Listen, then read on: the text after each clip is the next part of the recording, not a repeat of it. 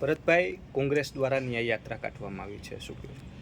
કોંગ્રેસ દ્વારા કાઢવામાં આવેલી યાત્રા એ ન્યાય યાત્રા નથી, એ કોંગ્રેસની રાજકીય યાત્રા છે. આપે પણ આજે સવારના જોયું કે રાજકોટના અગ્નિકાંડની ઘટના બની ત્યાં શ્રદ્ધાંજલિ સભા રાખી હતી. રાજકોટના 5 લોકો પણ હાજર નહોતા. બહારથી ભાડુઆત લોકો લઈ આવીને એ રાજકોટની અને ગુજરાતની શાંતિ ડોળવાના પ્રયત્નો કોંગ્રેસ કરી રહી છે. કોઈ પણ ઘટના બને, દુર્ઘટના બને, એના હદભાગીઓના ખભે બંદૂક રાખીને કોંગ્રેસ એના રાજકીય એજન્ડા સેટ કરવા માટેના મથામણ કરે છે. મારે આજે દુઃખ સાથે કહેવું પડે કે ગુજરાતની કોઈ ઘટના હોય એને આદરણીય રાહુલ ગાંધીને કોંગ્રેસના શીર્ષસ્થ નેતૃત્વ કેવી રીતે ગુજરાતની શાંતિ ડહોળાય, કેવી રીતે ગુજરાતના વિકાસને રૂંધી શકાય, એ પ્રકારના અવારનવાર પ્રયત્નો થઈ રહ્યા છે.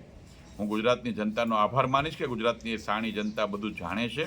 મને વિશ્વાસ છે, ભરોસો છે. અને હું આપના માધ્યમથી કોંગ્રેસના મિત્રોને પણ વિનંતી કરું છું કે રાજકારણની રીતે રાજકારણ કરવું જોઈએ.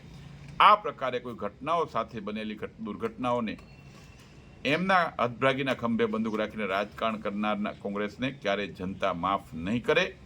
ભૂતકાળમાં એમના સમયમાં પણ જે ઘટનાઓ બની છે એમને પણ કોંગ્રેસ ન્યાય નથી અપાવ્યો. ત્યારે આ અત્યારની ઘટનાઓમાં જે કોઈ હદભાગીઓ છે એમને કોંગ્રેસ કેવી રીતે ન્યાય અપાવી શકશે?